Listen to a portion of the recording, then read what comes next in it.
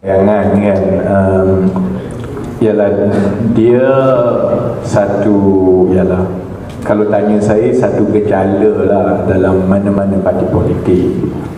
Sebaik-baiknya seseorang calon itu perlu ada potensi dan prestasi sendiri yang anggota parti boleh adili untuk mengangkat seseorang ke sesuatu amanah, kan. Paling kurang mestilah dari segi rajinnya dia di dalam parti, paling kurang lah, dekat akar umbi, kan. Tapi kalau di peringkat nasional, kita tak dapat lari bahawa potensi dan juga sumbangan seseorang pemimpin yang kita nak angkat itu, kita mesti ukur dengan rakyat. Sebab kalau kita ada pemimpin yang hebat gila dalam parti, tapi dia tidak boleh bawa undi rakyat kepada parti, terutamanya kepada calon-calon kita yang bertanding kat bawah, maka dia tak guna. Sebenarnya dia tidak berguna. Sebabnya urusan dan matlamat sebuah parti politik ialah untuk menang pilihan raya. Hanya dengan menang pilihan raya barulah kita akan dapat melaksanakan program untuk kita bawa reformasi, kita baiki keadaan dan sebagainya, kan. Jadi pandangan dan pendekatan itu kita mesti terapkan dalam parti.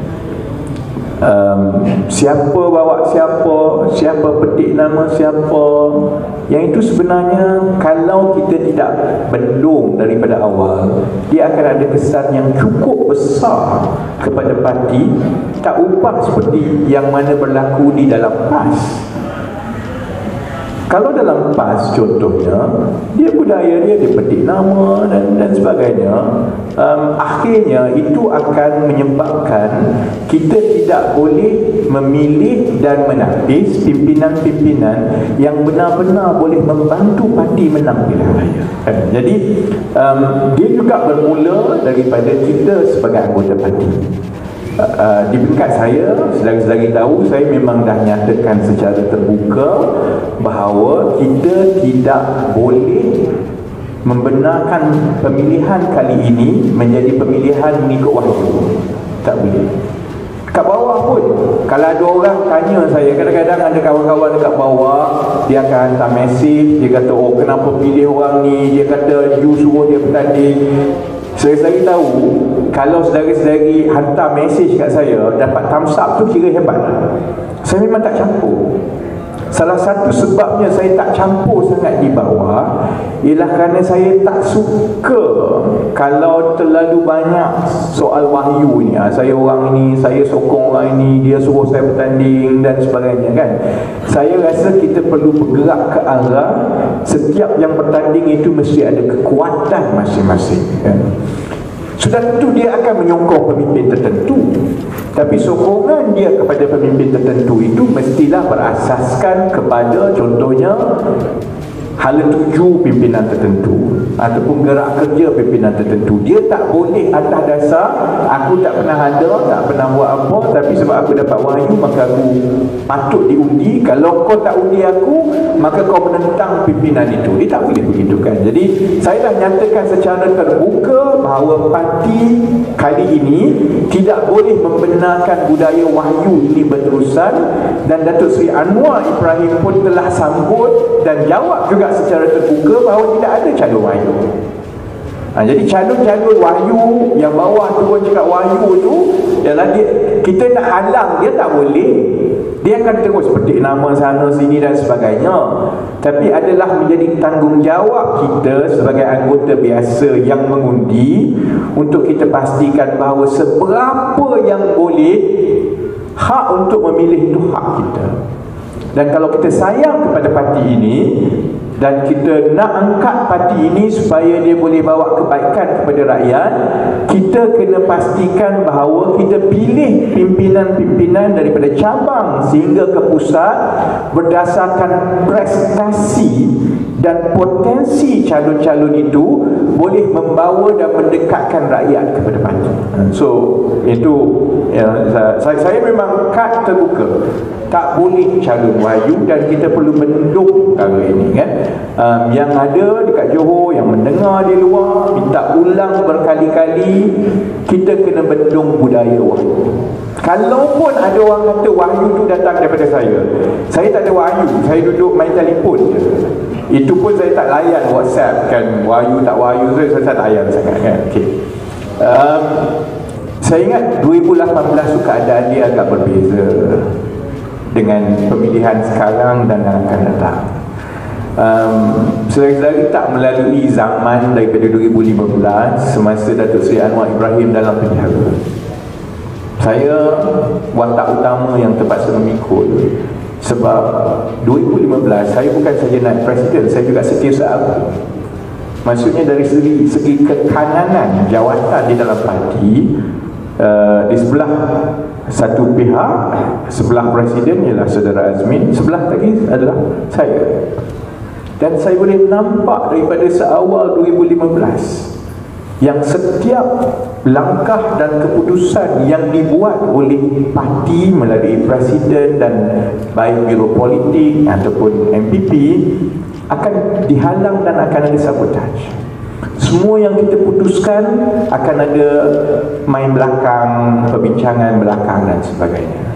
Cuma kita berdepan dengan keadaan yang sukar, sebab Najib begitu kuat masa itu, parti dilihat lemah, dan kita nak masuk pilihan raya.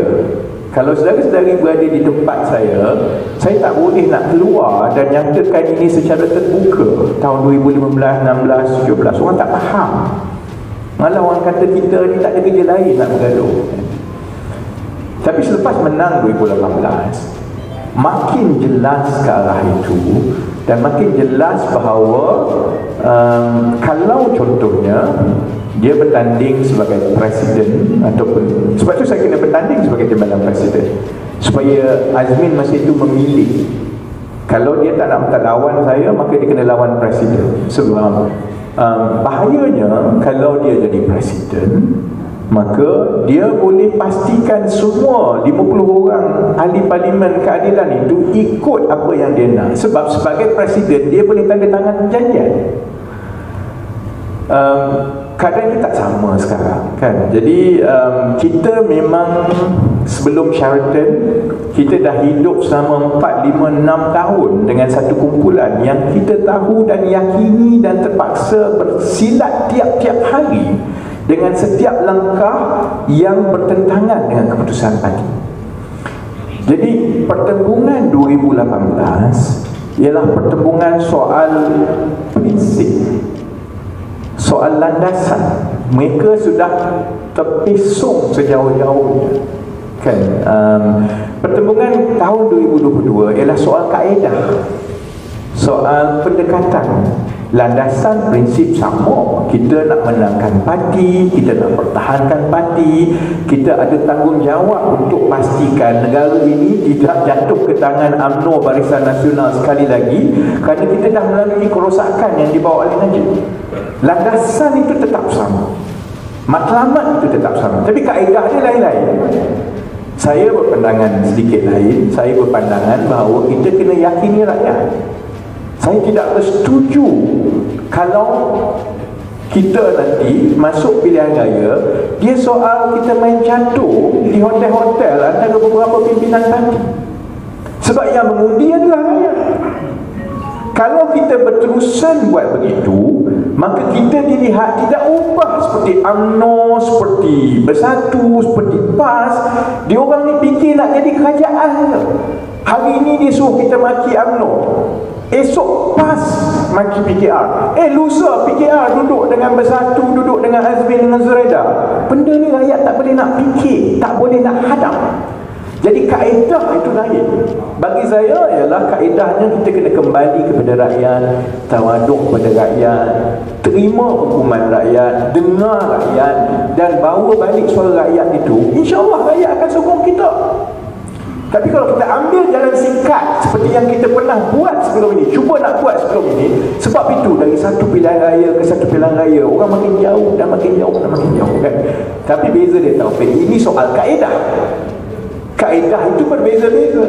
Kalau soal kaedah berlainan tetapi matlamat sama, maka kita tengok kaedah siapa yang boleh bawa dan mendekatkan kita ke arah matlamat kita kan. Jadi sebab itu saya tak rasa sangat timbul soal yang berlaku selepas 2018. Beza dia begini sedikit sebanyak lah kan. Sebab itu saya nasihatkan kepada semua yang bertanding, jangan kasar. Saya bagi contoh kan, yang ke atas ni siapa yang datang lawan aku ni? Ligang tahun 2010 bertanding lawan saya masa kami AMK. Kak Oji tahun 2014 bertanding lawan saya. Dia dengan tanda kali dulu kan. On dulu punya lah, cukup benci kat saya dulu. Tiap-tiap WhatsApp dia maki aku je. Tak ada maki, tapi kritik lah kan. Maksudnya dalam parti dari semasa ke semasa kita berbeza pandangan, memang betul. Tapi asalkan kita terima watak tertentu, ada gaya tertentu, tapi matlamat dia sama, dia memang macam itu. Kalau dia kaki pukul, dia kaki pukul lah, tapi dia tak tergelincir daripada landasan. Kalau kita jangan kasar sangat, jangan soal pribadi sampai menghina, maka dia ada lebih ruang yang besar untuk bekerja balik lepas itu. Kita kena terima amalan demokrasi, kita kena terima pilihan pengundi. Kalau pengundi bagi tanggungjawab kepada orang itu, maka kita bagi peluang kan. Jadi sebab itu pandangan saya macam mana nak merapatkan balik selepas pemilihan mudah. Pimpinan yang teratas yang menang nanti, presiden, timbalan presiden, naik-naik presiden, ketua AMK, ketua wanita, pastikan gerak kerja parti tu banyak gila sampai dia tak ada masa nak bergaduh.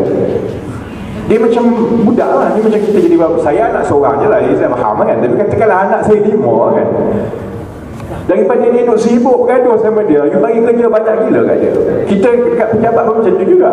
Kalau dia tak ada kerja, dia mulalah bersembang lah, mula cucuk sana cucuk sini, bagi kerja banyak gila kat dia. Dia tak ada masa nak bergaduh, dia kena tumpu buat kerja je. Dan insya-Allah daripada itu ada tim yang menang, yang prestasinya baik, angkat dia.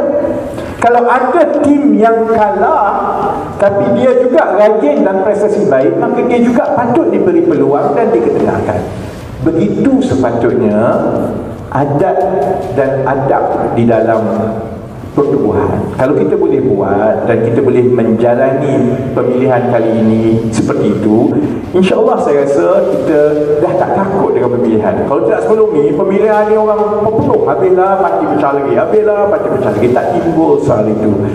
Dia kita belajar daripada perkara-perkara lepas dan menjadi lebih matang. Cuma kita kena betul-betul faham dalam menilai pimpinan yang telah tergelincir.